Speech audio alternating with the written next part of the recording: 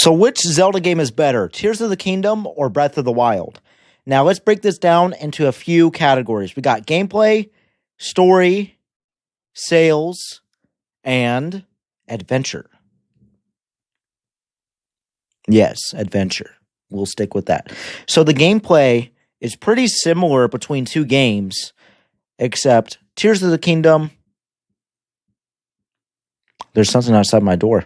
Tears of the Kingdom has a little bit more of an intuitive gameplay style where you can build anything you want and use that as a way of attacking.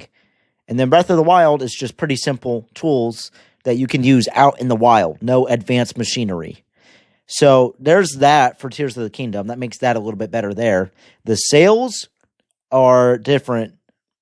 It's drastically different. Breath of the Wild has like 33 million sales, and Tears of the Kingdom has just about 22 million.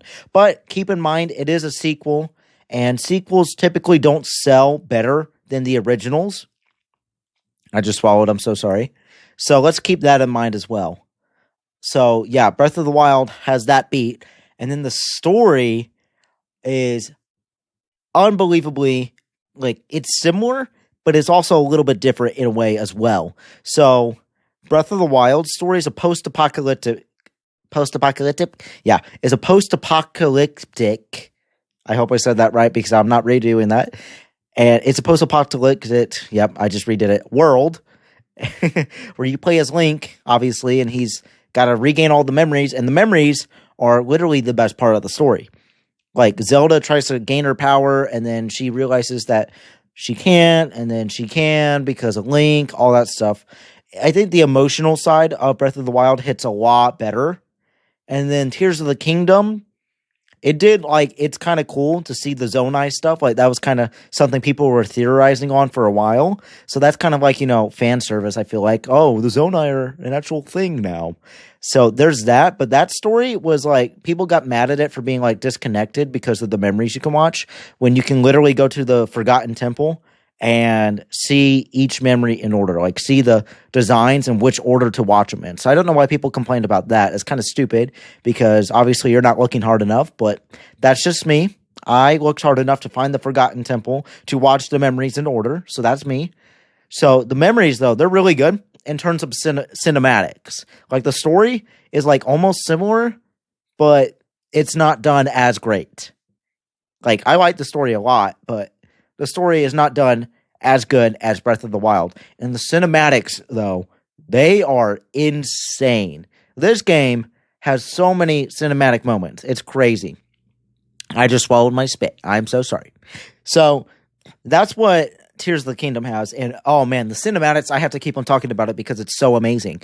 The cinematics are unbelievable. You got like cool camera shake effects, you got impact effects, like literally everything is done purposefully, and the camera work is sublime in Tears of the Kingdom. It's unbelievable how good it is. So I think Tears of the Kingdom cinematics, I know that's like an honorable mention, the cinematics. Cinematics are insane. Somebody's outside my door. Oh well. Cinematics, yes, good. Breath of the Wild's a little bit more simple, but better story. Now the adventure. The adventure in Tears of the Kingdom, I'm just going to hand it to Tears of the Kingdom. So much better. There's so much better stuff to do. You have more setups that actually lead to payoffs. Like let's take the Construct Factory setup. That gets set up with the idea that, oh, you got to go to the Ring Ruins. And then after that, you got to go to these Sky Islands that are covered by the Thundercloud. And then you go down to the depths. Like the setup of that and then the actual payoff of having to see that amazing dungeon is insane. Like, that's what I want to see in Zelda adventures. Those are amazing.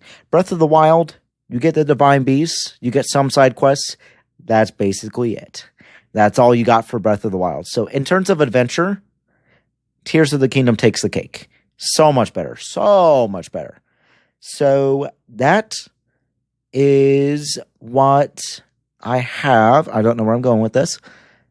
Let's reset.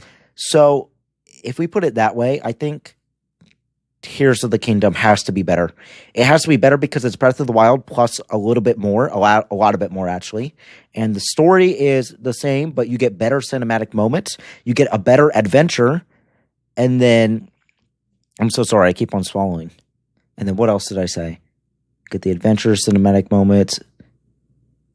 And then the story, yeah, I already said that, but that's okay. The story is like, but it's okay. And then, what else after that?